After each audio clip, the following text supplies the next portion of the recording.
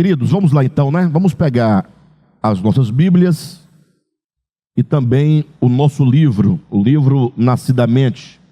Como vocês sabem, nós estamos lendo este livro, um livro abençoado, um livro em que foi escrito para tratar de temas importantes da Escritura, e já estamos no capítulo 8, não é? Deste livro, tratando especificamente sobre as duas marcas, né? A marca do anticristo e a marca de Deus, o selo do anticristo e o selo de Deus. Este é um tema extremamente importante. Isso porque há um grande problema que precisa de ser tratado e não é fácil de ser tratado. Um problema de natureza conceitual, de compreensão. Tenho dito aqui nos últimos estudos, tenho enfatizado o fato de que a maioria dos cristãos, quando leem o livro do Apocalipse, eles focam em alguns temas que são mais polêmicos, mais especulativos, e um deles, talvez o mais badalado de todos os temas do Apocalipse, seria o anticristo, ou como se diz, a besta que emerge do mar, e o selo da besta, o número 666, 666. E qual é o problema? Eu disse que esse é um tema complicado, um tema que traz alguns prejuízos. Não o tema em si, mas o modo como a maioria dos cristãos leem e compreendem este tema. Então, nós vamos verificar logo de início da nossa leitura. Vocês podem abrir aí na página de número 114, logo aí no segundo parágrafo, bem no início da página, lá em cima, onde nós paramos, quando diz: por não discernirem a verdadeira identidade do anticristo. Vocês encontraram? Página de número 114, segundo parágrafo, quando diz por não discernirem. Então veja, por não discernirem a verdadeira identidade do anticristo, é que muitos são privados de compreender o significado do seu selo e o tempo do selamento. Por que estamos tratando essa questão, muitos não discernem, muitos falham em compreender a identidade do anticristo, por não discernirem o que é o anticristo. Eu nem diria quem é, mas o que é o anticristo. As pessoas são privadas, portanto, de compreender o significado de anticristo e são privados de compreender o tempo em que esse selamento do 66 acontecerá. 666 acontecerá. Isso porque, como eu tenho dito, a maioria dos cristãos entende que o anticristo é uma personagem escatológica. Seria um homem, isso é a compreensão comum que a maioria das pessoas tem, seria um homem que há de se manifestar nos últimos dias, e este homem, ele vai deter nas suas mãos todo o poder mundial. Ou seja, a ideia é que todas as nações do mundo, todos os reis do mundo, todos os presidentes e representantes de cada nação vão entregar na mão de uma pessoa o poder econômico, o poder político. A ideia é de que todos os líderes de todas as religiões do mundo vão abrir mão das suas convicções religiosas, dos seus dogmas, das suas doutrinas, porque eles vão servir e vão se prostrar diante da besta, diante desse homem, porque ele se porá diante da humanidade como um único objeto de culto. Ele vai se colocar como Deus e todos, portanto, serão obrigados a adorá-lo. E aqueles que não o adorarem serão perseguidos de morte. Então, pense nessa ideia. Um homem que vai receber de tudo, de todos, tudo, politicamente falando, economicamente falando, religiosamente falando. E daí, aqueles que lhe adorarem, se prostrarem e o receberem, serão, nesta ocasião, esse é o pensamento que a maioria das pessoas tem, serão seladas, marcadas com uma marca na testa. E essa marca é 666. Bem, não precisa falar para vocês que tem muita especulação em torno dessa doutrina. Mas o fato é que, a despeito das divergências, a maioria esmagadora dos crentes pensam exatamente assim. Daí eu pergunto para vocês, ora, se essa personagem, se o anticristo, de fato, foi isso conforme é apresentado, conforme se acredita, conforme é interpretado, se for verdade essa perspectiva, logo eu pergunto, o que nós aqui hoje temos a ver com isso?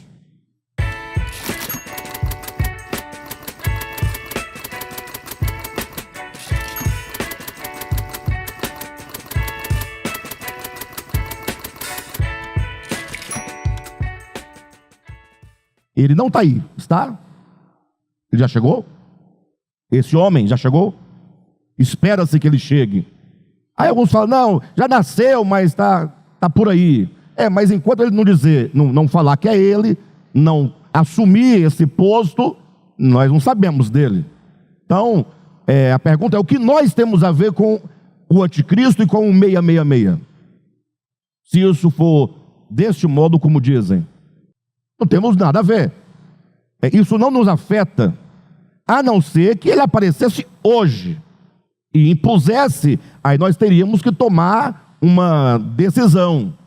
Mas enquanto ele não se apresenta, não se mostra, não exige adoração e o seu reconhecimento, nós não temos nada a ver com isso. É algo que não nos diz respeito, que não nos compete, estamos completamente isentos.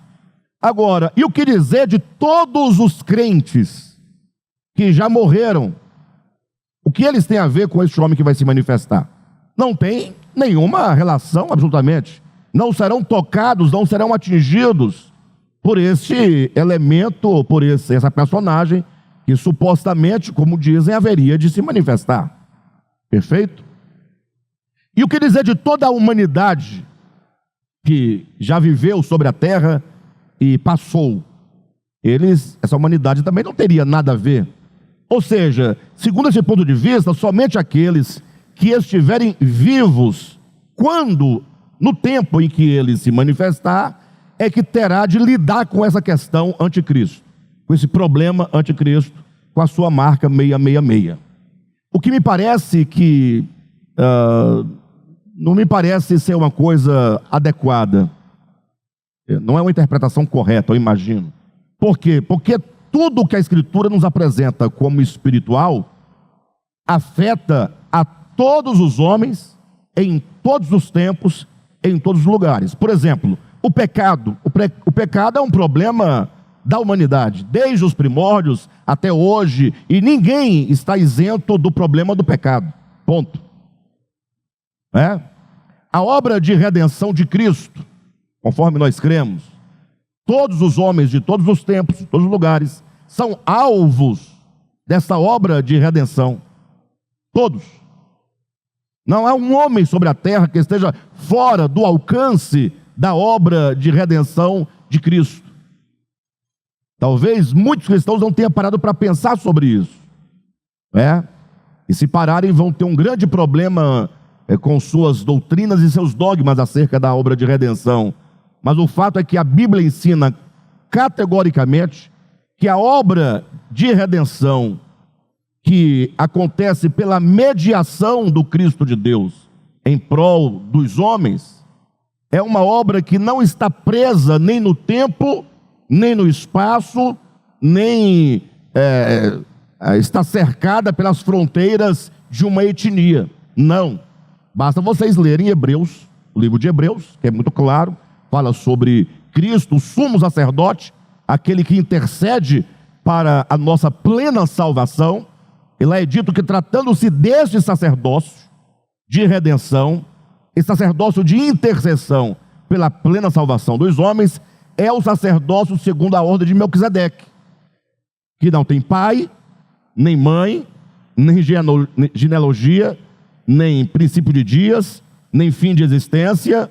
Ou seja, é um ministério que rompe todas as fronteiras, todas as barreiras, que ultrapassa e vence todas as distâncias. Então, tudo que a Bíblia diz de espiritual, quando Jesus fala, o reino de Deus está dentro de vós, então, é uma coisa da qual todos os homens participam, ou podem participar.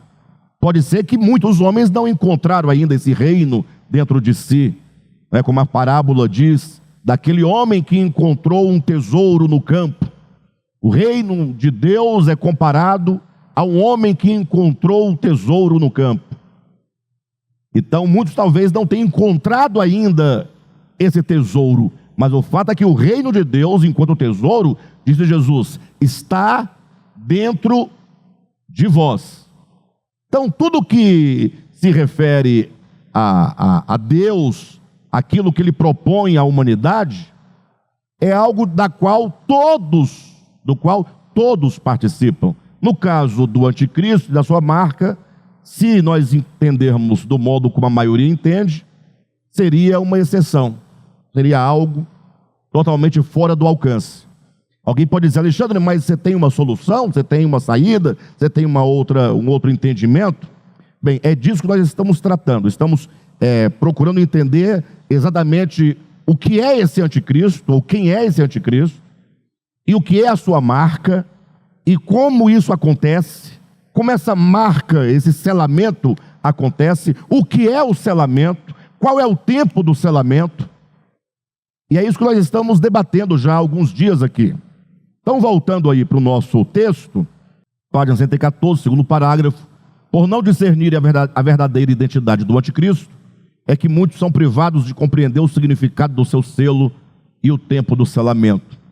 A teologia dogmática fez acreditar que o anticristo será um homem a surgir no cenário final da história, que se insurgirá contra Deus e se porá a perseguir os cristãos.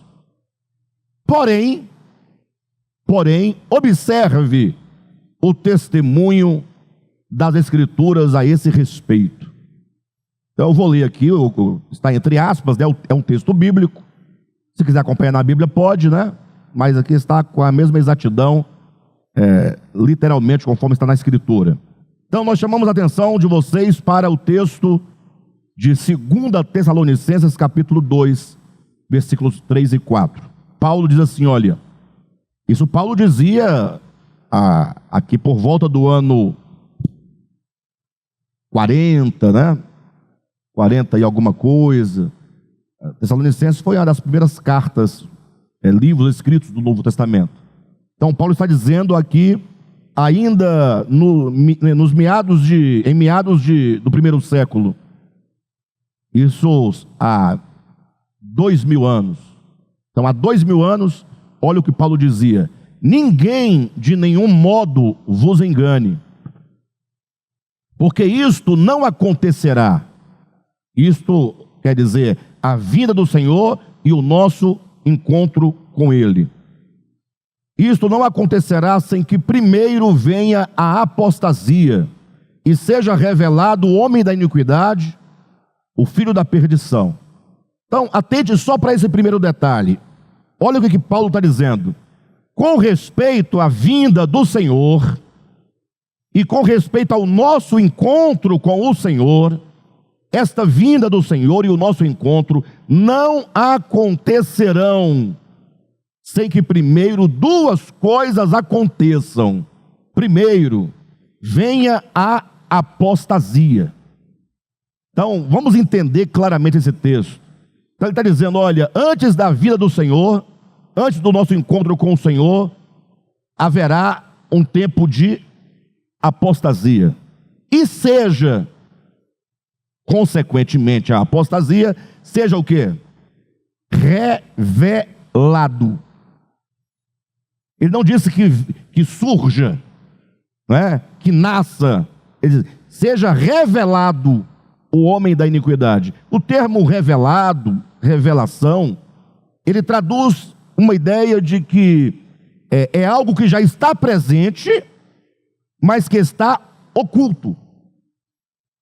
A palavra revelar, revelação, o próprio termo apocalipse, que no grego é revelação, traz a ideia de que algo está já presente, mas que em um dado momento será desvelado, será tirado o véu de sobre ele, e todos poderão ver aquilo que já havia, aquilo que já havia naquele momento. Lógico, alguém pode querer discordar, mas não tem problema. Daqui a pouco o próprio Paulo vai afirmar categoricamente que ele já estava lá, naquele tempo, não é?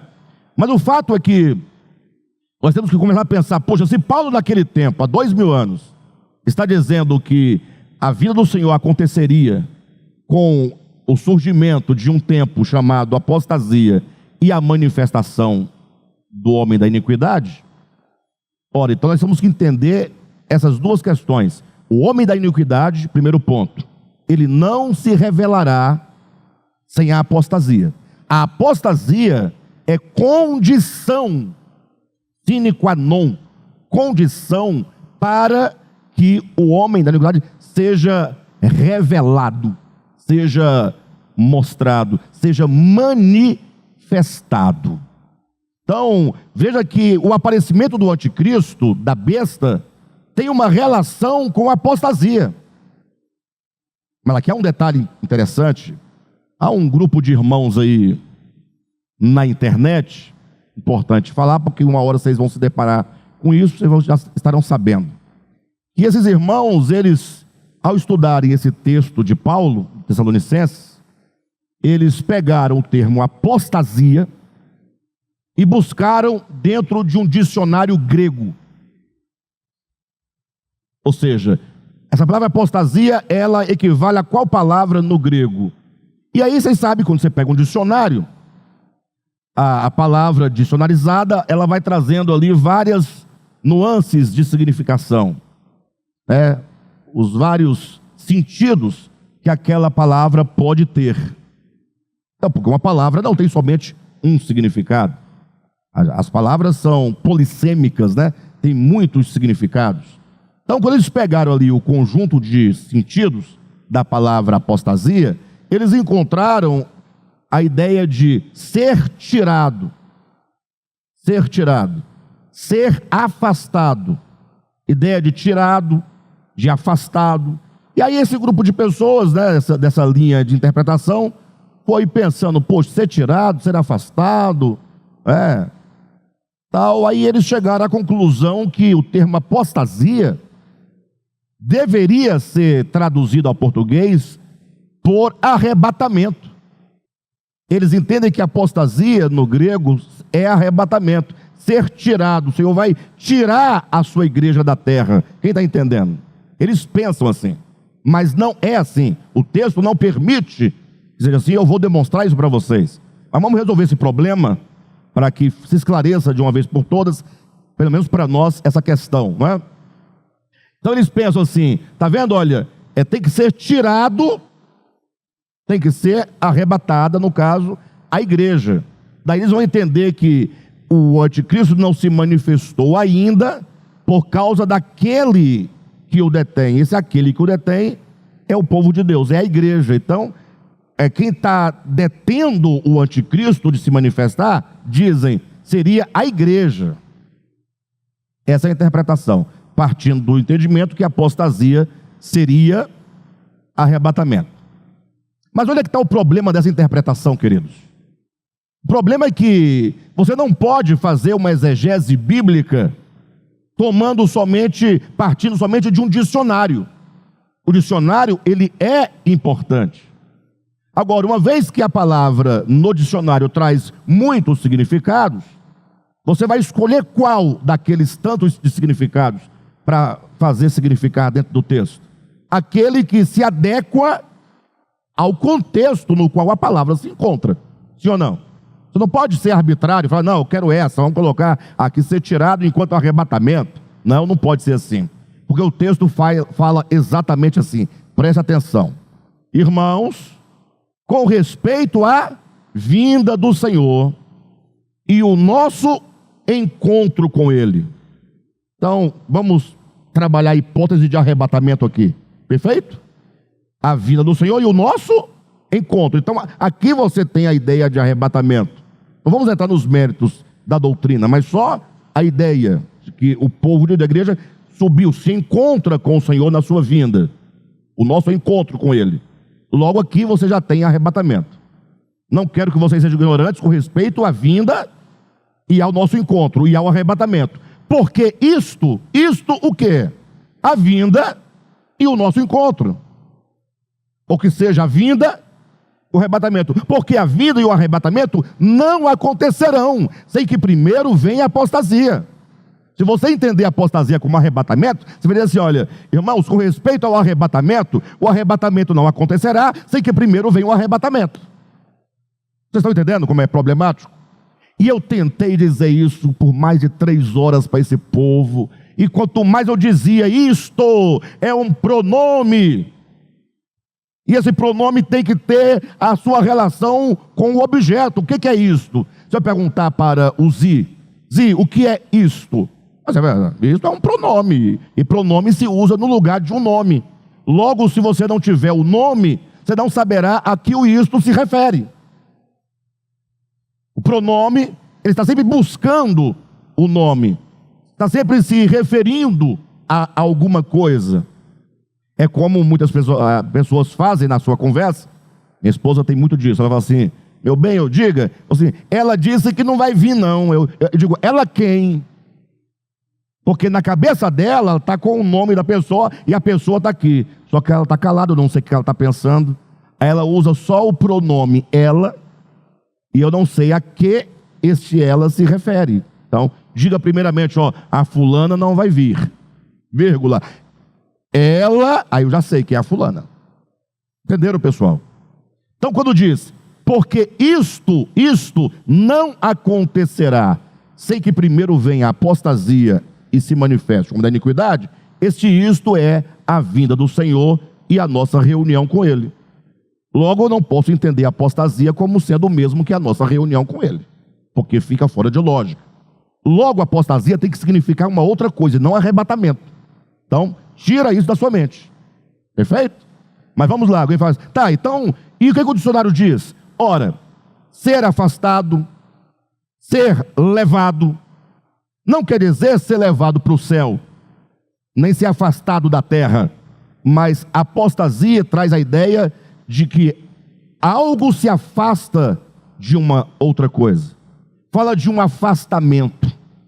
E não é um afastamento consciente e voluntário, porque apostasia também quer dizer ser levado, ser tirado, o que implica que existe uma força, e é essa força que te arranca e que te distancia de algo.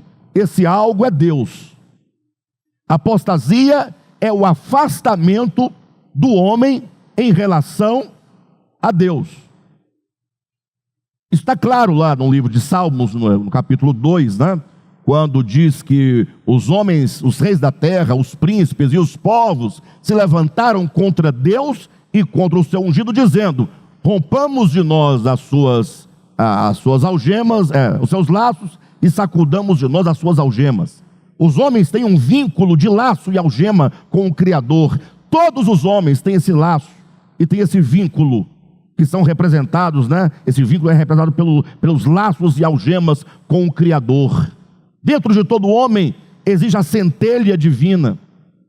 Agora, o problema é que esses homens, quando eles descobriram que para eles continuarem atados e ligados ao Criador, eles precisam estar debaixo do reino de Deus, do governo de Deus e da autoridade de Deus, eles não querem, eles se rebelaram.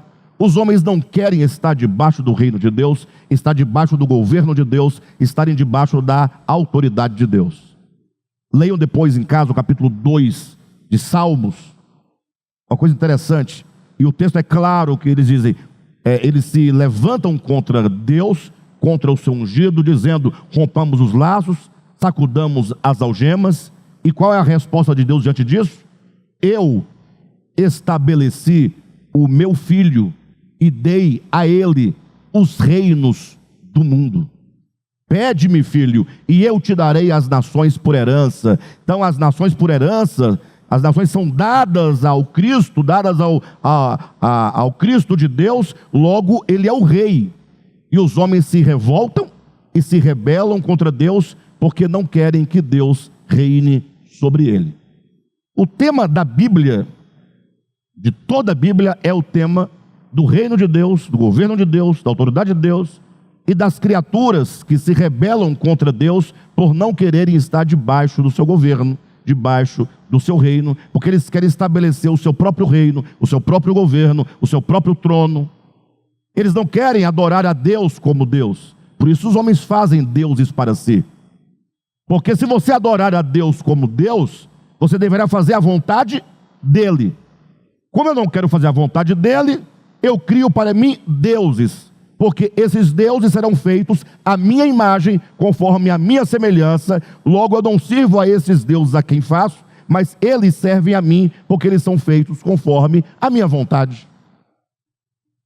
Ou seja, eu faço um Deus do modo como eu quero. Aí eu posso barganhar com ele. Quando vem uma pandemia, eu falo: ele está nervoso. O que você quer para poder... então eu vou te dar aqui um sacrifício. Aí faz um sacrifício, aí passa a pandemia, aí fala, fica esse jogo de barganha. Com Deus não se barganha, com o eterno não tem esse tipo de relação. Logo os homens se revoltam, eles falam: nós queremos nos afastar, nos desligar do Criador. E portanto a Bíblia, quando fala de apostasia, fala desse tempo escatológico em que a humanidade ela vai ter rompido com o Criador esses laços, ou pelo menos tentado romper para viver por si mesmo. Hoje a humanidade não está bem e não está boa. Vocês concordam comigo? Tem muita coisa fora do lugar na humanidade, mas ainda está num controle divino. Ainda há senso de justiça e ainda há alguma justiça sendo feita. Apesar das guerras, ainda há paz. Sim ou não? Agora imagine só quando aqueles 4 anjos que estão mantendo seguros os ventos da terra, lá de Apocalipse 7, soltarem aqueles ventos. É dito que num dado momento Deus fala: solta os ventos. E aí a terra, ela será entregue a si mesma. Será este o momento em que os homens, eles estarão completamente soltos e livres para realizar a sua própria vontade. É basicamente aquilo que Paulo se referiu aos gregos, né, lá em Romanos 1, quando diz que aqueles homens que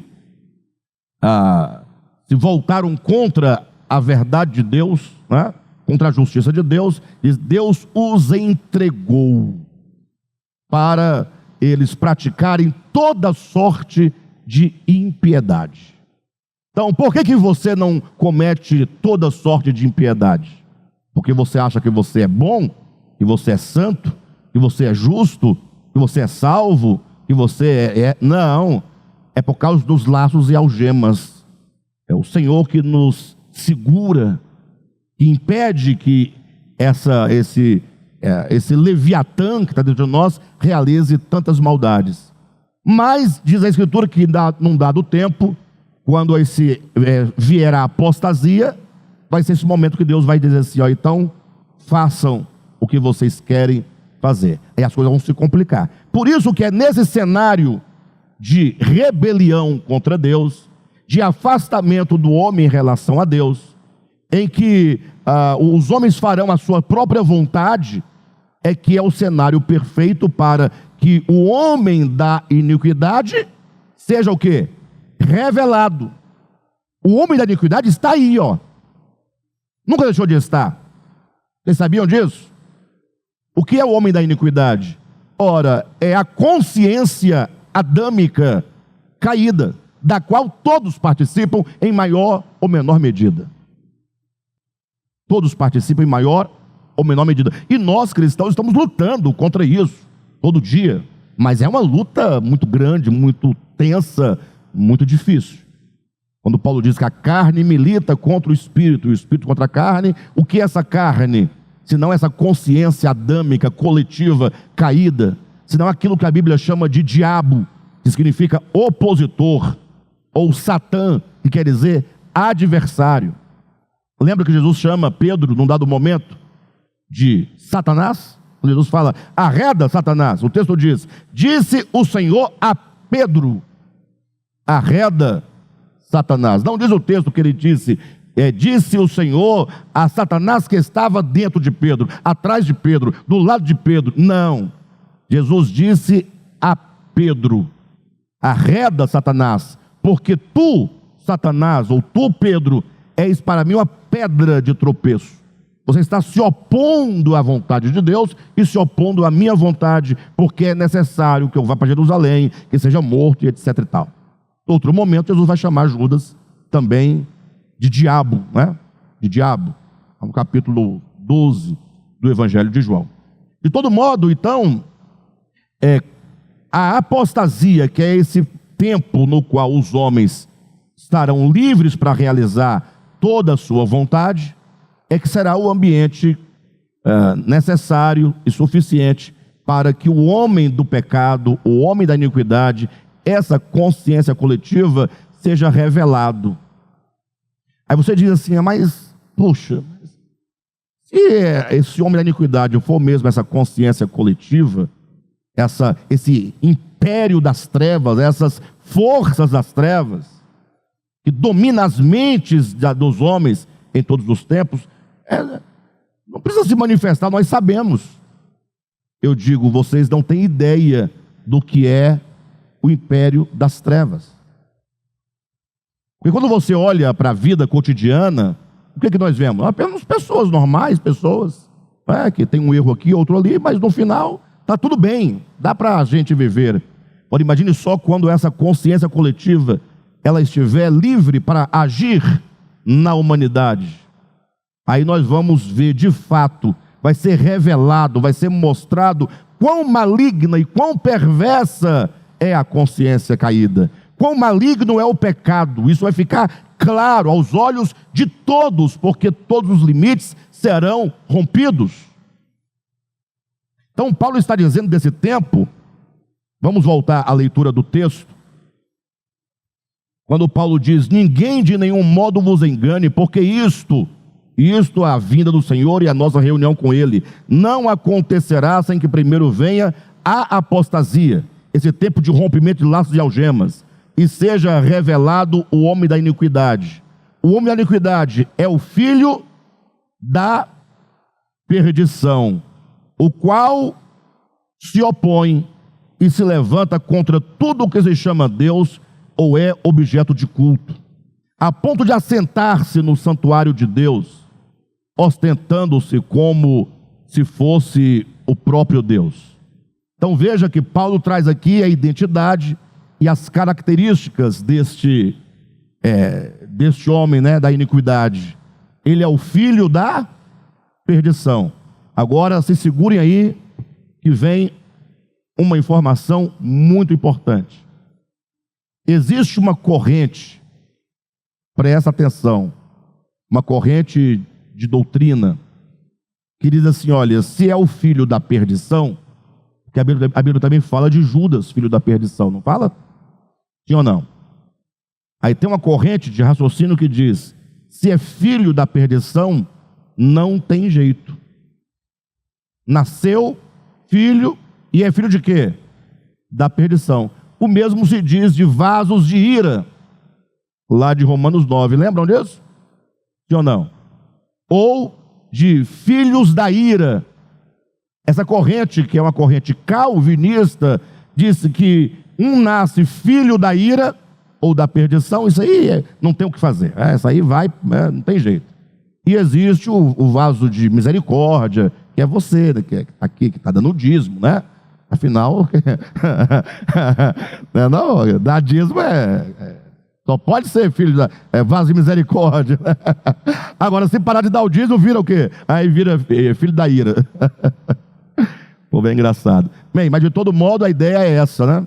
Mas veja só um texto que eu quero mostrar para vocês rapidamente. Abra sua Bíblia em Efésios, por gentileza. Capítulo 2. E veja o que Paulo fala acerca disso. Capítulo 2, do 1 em diante, ele fala assim, olha: Ele vos deu vida. Então eu vou usar o Nivaldo aqui como nosso exemplo, tá? Ou como que seja a nossa hipótese aqui. Nivaldo, ele vos deu vida. Olha o que ele está dizendo. Ele vos deu. Ele se exclui ou ele se inclui aqui, Paulo? Ele se exclui ou ele se inclui? Ele vos deu. Ele deu a vocês.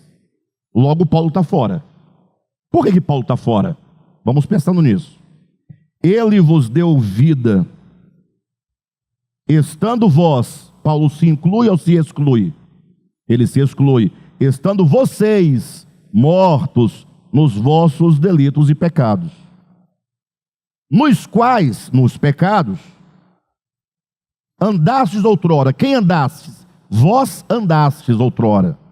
Deus deu vida a vocês, porque vocês estavam mortos nos delitos e pecados, e vocês andavam, portanto, nesses pecados. Vocês andavam segundo o curso do mundo, segundo o príncipe da potestade do ar. Vocês andavam segundo o espírito que agora atua nos filhos de quem? Da desobediência. Vocês então andavam segundo o curso deste mundo, segundo o príncipe da potestade do ar, do espírito que atua em quem? Nos filhos da desobediência. Então vocês receberam vida, e vocês estavam andando segundo o espírito que atua nos filhos da desobediência. E ele continua: entre os quais, entre os filhos da desobediência, também todos nós. Agora Paulo se inclui. Agora ele fala: todos nós andamos outrora. Então o texto faz diferença entre vós e nós. Se você ler o capítulo 2 todo, você vai ver que esse nós são os judeus, e esse vós, os gentios. Paulo está dizendo para os gentios, e agora ele fala: vocês receberam vida, vocês estavam mortos nos vossos pecados, vocês andavam segundo o príncipe da potestade do ar, do espírito que atua nos seus obediência, e nos quais, ele vai dizer, entre os quais também todos nós. Aí ele volta para os judeus agora. Todos nós, outrora, todos nós andamos outrora. Então os judeus também andaram outrora, segundo as inclinações da nossa carne, fazendo a vontade da carne e dos pensamentos. E éramos, quem éramos? Os judeus, o nós, por natureza, filhos de quem? Da ira. Como também os demais. Quem aqui não é filho da ira? Todos são filhos da ira.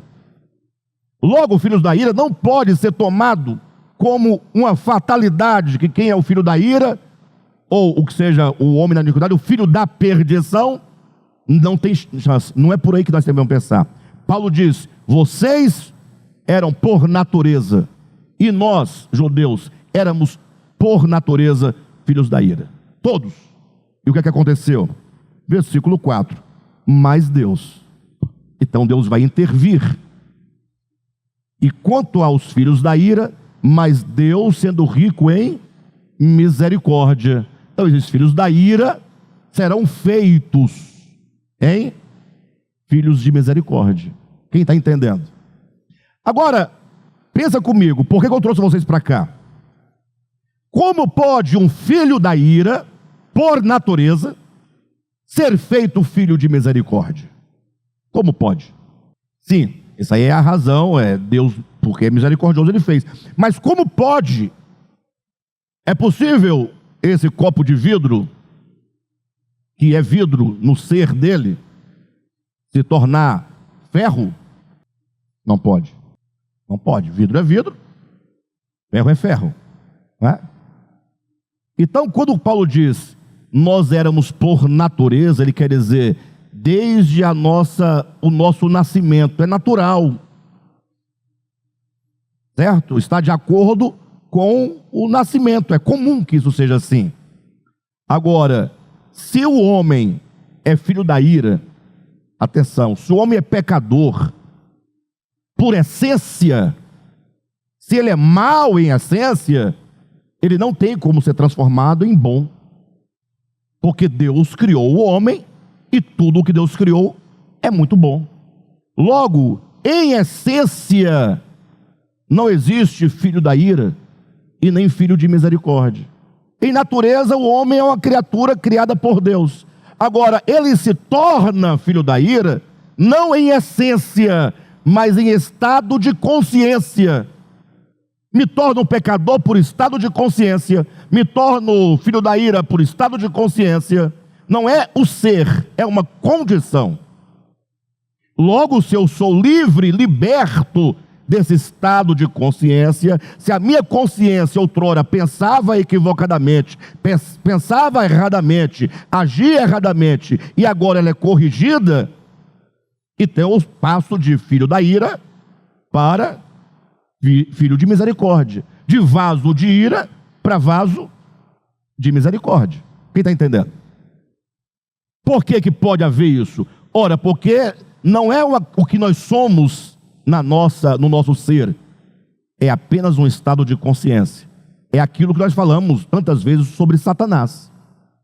Quem é Satanás? Satanás não existe enquanto ser, enquanto coisa, não. Então, você está louco? O que existe então? Você não tem diabo. Acabei com sua vida agora, né? Você vai para casa hoje triste porque não tem Satanás, então perdeu a graça. A vida perdeu a graça. Tem que ter um Satanás para a gente jogar a culpa, né? Ora, na verdade, o que existe enquanto ser é um querubim. Deus criou querubins, ou não? Criou anjos, arcanjos. E um desses querubins estava no início assumindo um posto de governo sobre a terra. Deus entregou essa terra para ele ser o príncipe deste mundo, no seu estado de pureza e integridade.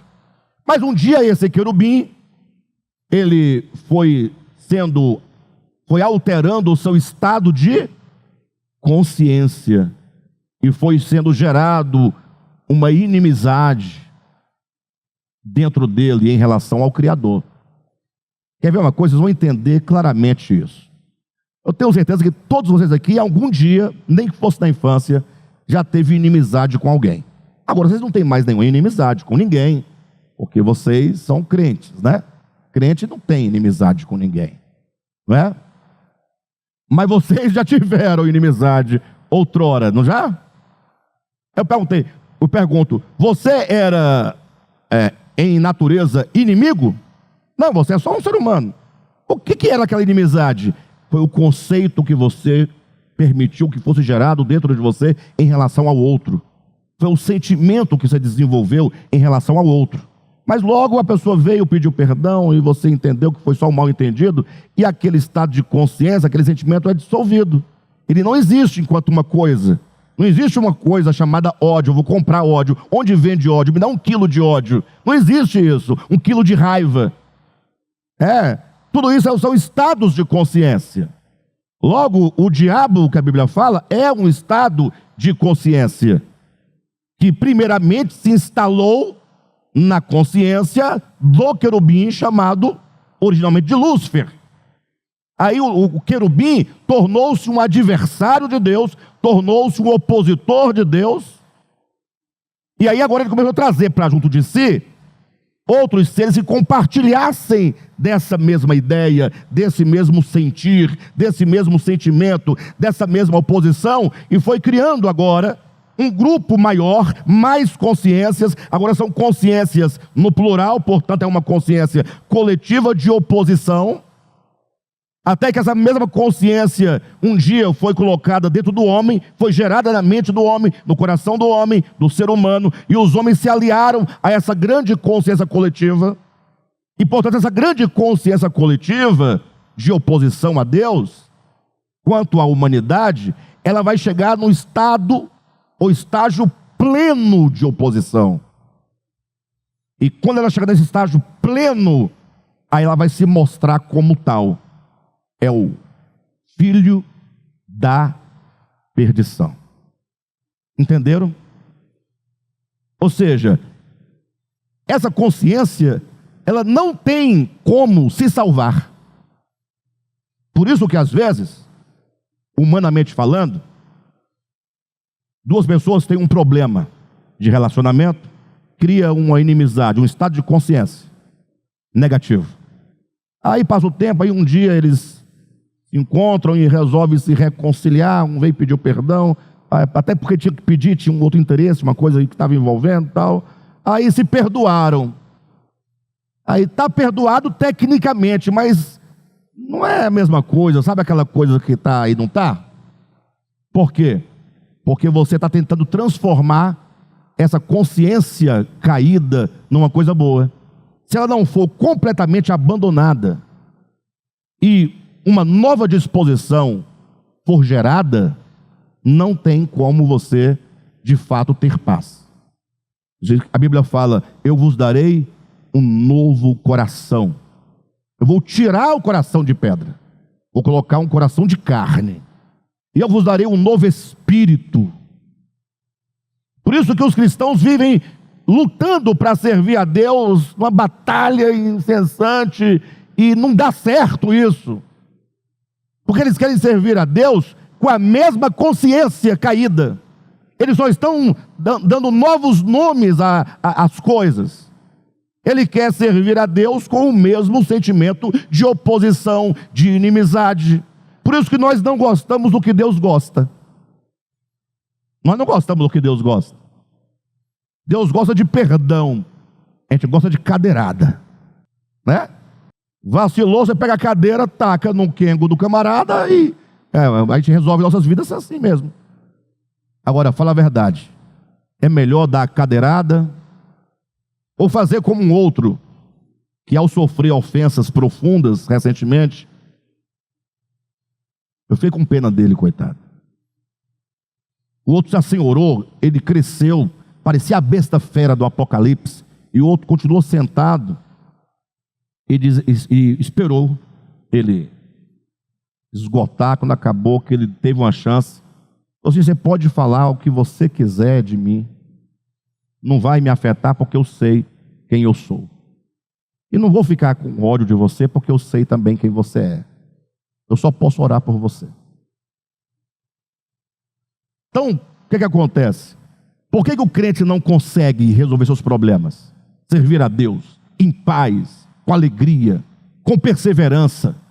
Por causa dessa tal da consciência que nós carregamos e não queremos abrir mão dela. Não queremos abrir mão dela. Você vai ter que desistir de você. Quando eu falo de você, é esta consciência. Até porque essa consciência não é sua e nem é você. Nem é sua e nem é você. É uma coisa que a palavra império das trevas, a palavra império, que pode ser traduzido por forças ou influência. A humanidade está sob a influência de uma mensagem anti-Deus, anti-Cristo, contrária a Cristo. Logo, o anticristo não pode ser um homem, porque um homem é só um homem. E como Satanás não pode ser um ser, porque o ser é um querubim e só um querubim.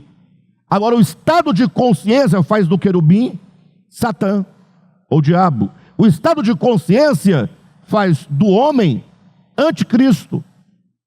Anticristo é um estado de consciência, é um coração de revolta, de oposição a Deus.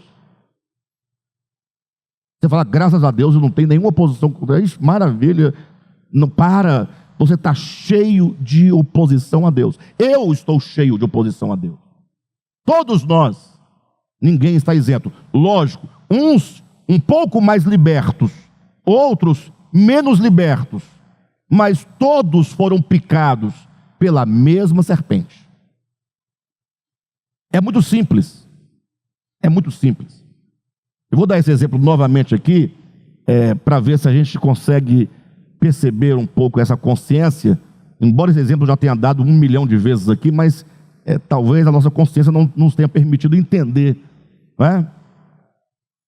Passamos agora, recentemente, ainda estamos com menos potência, um problema de natureza política. Bolsonaro e Lula, vocês lembram? Ainda tem, mas já está mais arrefecido um pouco, mas ainda tem. Daí, coincidiu com a pandemia, né? Primeiro veio a pandemia. Eu até ministrei uma mensagem, são 2 vírus que picaram a igreja de Jesus Cristo. O vírus da Covid, que muita gente pegou, uns morreram, mas isso aí é o de menos, é uma bobagem. Esse vírus, isso aí é bobagem. Agora, o vírus da política foi a pior. Olha para os irmãos verem. Tinha de um lado pessoas que apoiavam o Bolsonaro, do outro que apoiavam Lula. Até aí faz parte do processo político, eleitoral, etc. Tá tudo bem por aí. Só que agora esses irmãos começaram a brigar entre si. Os irmãos começaram a brigar e começaram a se ofender mutuamente. Pela internet?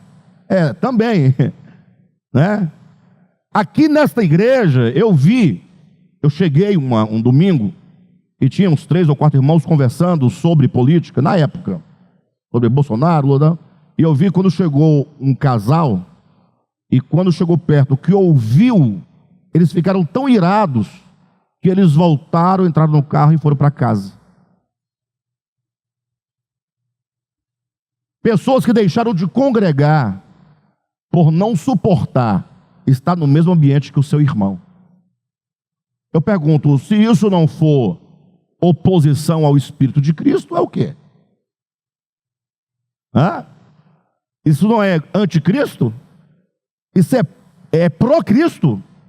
Isso é a favor de Cristo?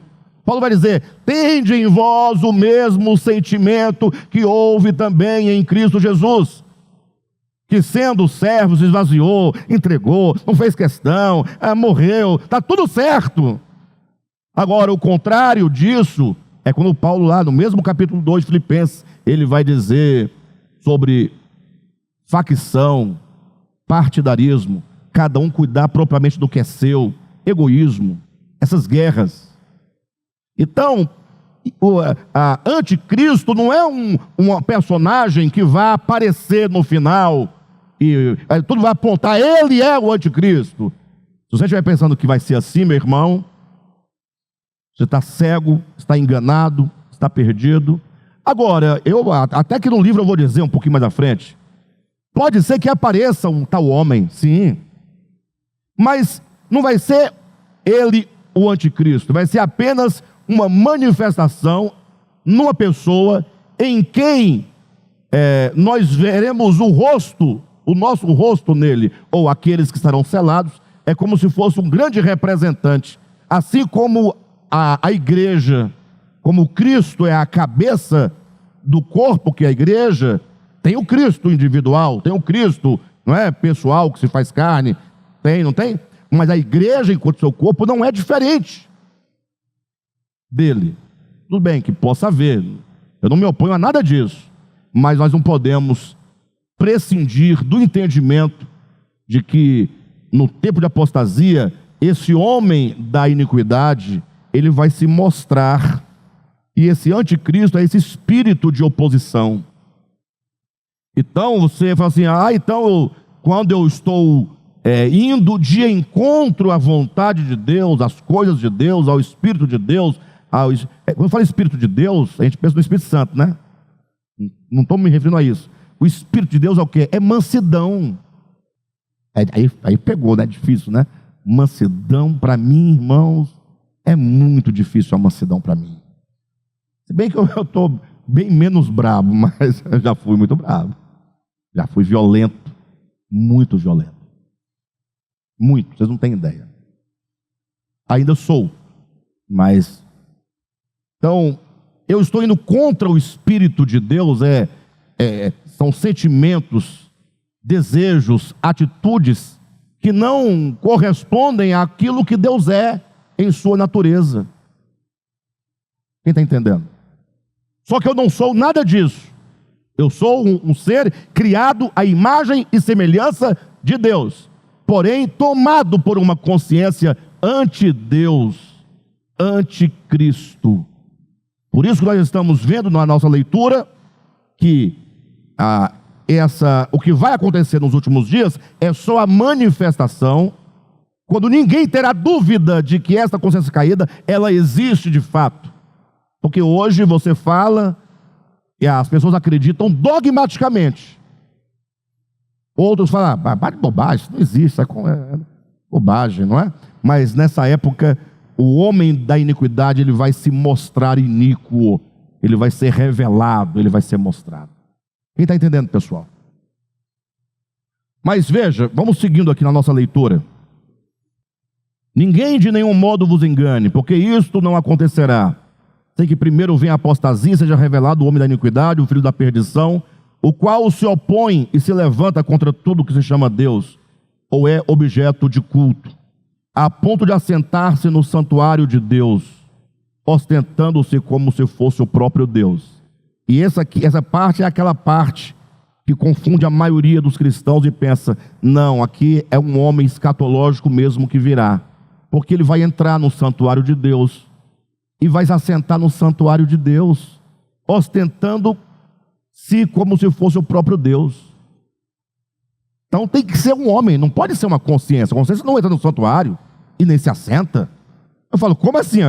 Pelo contrário, um homem é que não pode de fato entrar no santuário de Deus. Eu estou afirmando que um homem não pode entrar no santuário de Deus e nem se assentar dentro do santuário de Deus. É impossível. Como é impossível? Ora, o que é o santuário de Deus? Daí, quando as pessoas criam suas doutrinas, inventam, e aí eles têm que responder. O santuário de Deus é o templo de Salomão. Mas não existe mais, foi destruído. Aí eles vão criar uma doutrina, eles inventam uma doutrina para dar certo. A reconstrução do terceiro templo. Onde na Bíblia diz que vai ser reconstruído o templo em Jerusalém? Não tem na Bíblia isso. Não tem nenhuma ideia, nem algo parecido com isso. Não tem, leia a sua Bíblia, de Gênesis Apocalipse. Não há reconstrução do templo nos últimos dias. Não tem. Só que como o anticristo, o homem da iniquidade, ele vai entrar no santuário e vai se assentar no santuário, ostentando-se como se fosse o próprio Deus, então nós vamos ter que reconstruir para ele entrar. Entenderam? Como nós vamos obrigados a inventar algumas coisas para dar certo. Então, esquece isso. O santuário de Deus, diz Paulo aos Coríntios, sois vós. Não existe santuário de Deus em toda a Bíblia, senão o homem. Mesmo o santuário que Moisés ergueu no deserto, mesmo o templo de Salomão, mesmo o templo que foi restaurado no tempo de Esdras e Neemias, nem mesmo o templo que foi reformado por Herodes no tempo de Jesus, nenhum deles era santuário de Deus, nenhum deles. Assim era chamado de santuário, e Deus até o chamou de santuário nas páginas do Antigo Testamento. Só que o próprio Antigo Testamento dá o testemunho de que aquilo que era chamado de santuário de Deus não era santuário de Deus. A Bíblia diz que é santuário, em seguida fala não é. Aí você vai ter que entender, a Bíblia não está doida. Era santuário de Deus na figura, na representação. Era algo construído pelo homem que representava o verdadeiro templo. Logo, se representava, não era de fato. Era chamado de santuário pela representação. Mas quando a própria pessoa que construiu o templo, que foi Salomão, por ocasião da dedicação desse templo a Deus, ele fez uma oração e o que foi que ele disse para Deus? Ó Senhor, na hora que ele foi dedicar o santuário, o templo, ele disse: Senhor, nós sabemos que o Senhor, o Deus eterno, o Senhor dos senhores, o Deus dos deuses, não pode habitar essa casa que nós fizemos. E aí ele foi um tanto aristotélico, né? Bem lógico, usou da lógica para afirmar: porque como poderia o Senhor habitar nessa casa que nós fizemos, se nem a terra, se nem o céu, nem os céus, e nem o céu dos céus te pode conter? Então não há santuário de Deus na Bíblia, efetivamente falando, senão o homem. Porque Deus colocou a eternidade dentro do homem. O espírito humano é uma dimensão espiritual adimensional dentro do homem. Não sei como explicar isso, mas foi Deus quem soprou nas narinas. Por isso que a partir de Cristo, quando findam-se as figuras, as sombras do Antigo Testamento, só um segundinho para eu não me perder, vai ser declarado por Paulo em Atos 17, vai ser declarado por Estevão em Atos capítulo 7, Deus não habita em casas feitas por mãos humanas. Deus não habita em santuários feitos por mãos humanas. A partir de Cristo, depois da sua morte e ressurreição, não há santuário nas páginas do Novo Testamento, senão o homem. Logo, o homem da iniquidade, ele vai entrar no santuário de Deus, ele vai ter que entrar em você. E aí começa a fazer sentido. Uma consciência pervertida que entra em mim e que se assenta no santuário, na minha consciência, a consciência que agora ela se justapõe à minha própria consciência e vai penetrando a minha consciência e dominando a minha consciência. E agora essa consciência caída que se manifesta lá no primeiro, no protótipo: eu subirei, elevarei o meu trono e serei semelhante ao Altíssimo. Essa consciência que também tem o seu começo na história do homem, quando a serpente disse para a mulher: se você fizer do conhecimento a sua fonte de existência, você será como Deus. É esse desejo que todos os homens têm agora de ser como Deus. E esse desejo não é meu. Esse desejo de ser como Deus é dessa consciência caída que dentro do santuário de Deus, que é o homem, se assenta no santuário e se coloca como Deus. Aí faz muito sentido. Ou não? Então, aí é que está, ela se opõe, o homem da iniquidade, a tudo que se chama Deus. Essa consciência caída, que na prática você pode chamar de ego, você pode chamar de Satã, de diabo, de ego, Deus desse século. Não, o Deus do século é o Satanás, é o Lucifer. Não, para. Alguém aqui já adorou o Deus desse século? Deixa eu ver. Já prestou adoração ao Deus desse século? Diretamente.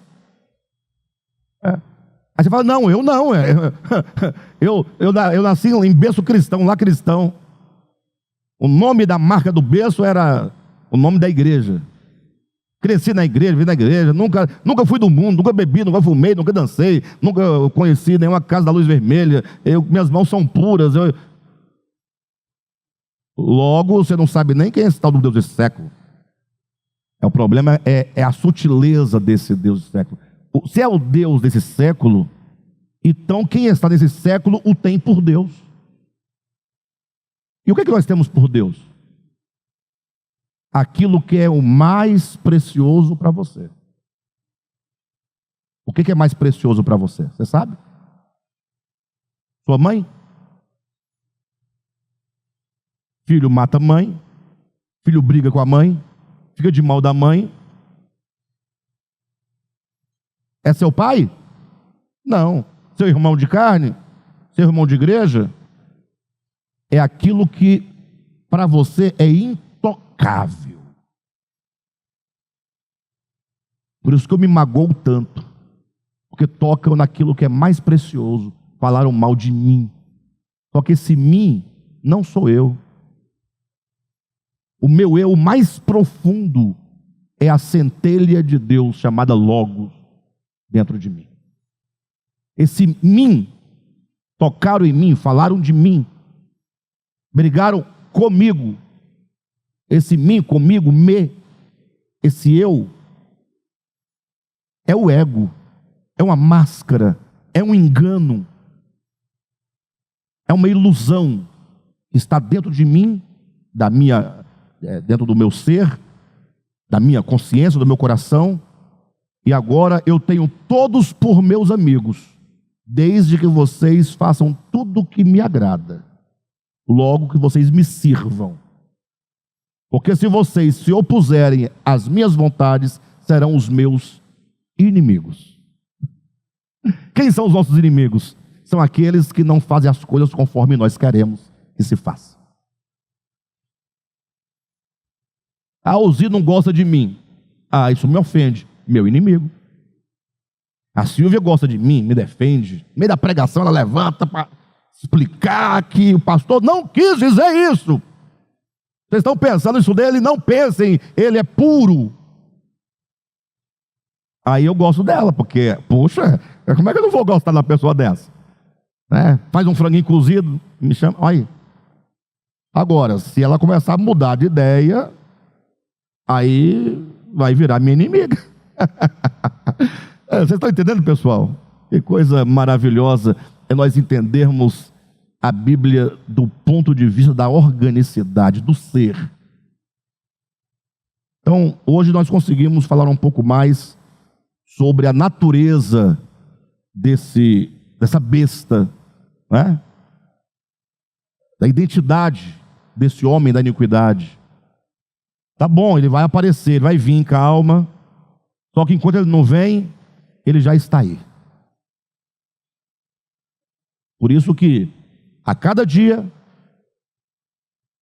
e todos os dias, e todos os momentos, nós estamos diante de duas árvores, da vida e da morte. Estamos diante de dois caminhos, o largo e o estreito. Estamos diante do Cristo e do anticristo. Nós estamos diante de dois selos. O selo de Deus, está no Apocalipse, e o selo da besta. Esse selo não é um carimbo, não é um chip. Se colocar um chip aqui na minha carne, aqui, não alterará absolutamente nada em mim. Mas se for impresso, se imprimirem na minha consciência, no meu coração, os pensamentos contrários a Deus, ideologias contrárias a Deus, sentimentos contrários a Deus, isso vai formando um pseudo-eu. E aí sim, o selamento do homem da iniquidade é o imprimir dos seus atributos, das suas características, é o mesclar e o amalgamar dessa consciência caída com o meu espírito, com a minha alma, com a minha mente.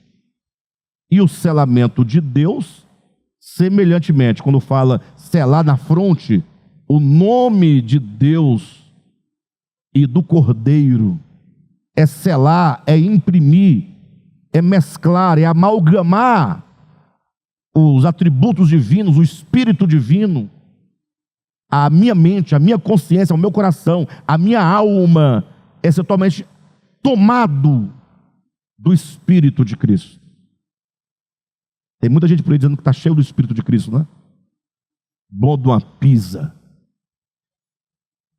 Bom de uma pisa, de uma cadeirada. Está ouvindo, Zé? Mas por quê? Não é o Espírito de Cristo. Para. O Espírito de Cristo não envergonha ninguém. Não rejeita ninguém. Não blasfema. Não fala mal. Não faz intriga. Não faz fofoca. Não participa de facção, de divisão, de partidarismo. Nada disso. Sou cheia do Espírito, rapaz. Que coisa linda, é alguém cheio do Espírito de Deus. Ó. É maravilhoso. Bem, vamos parar por aqui. Na semana que vem a gente retoma e vai seguindo adiante. Tá bom?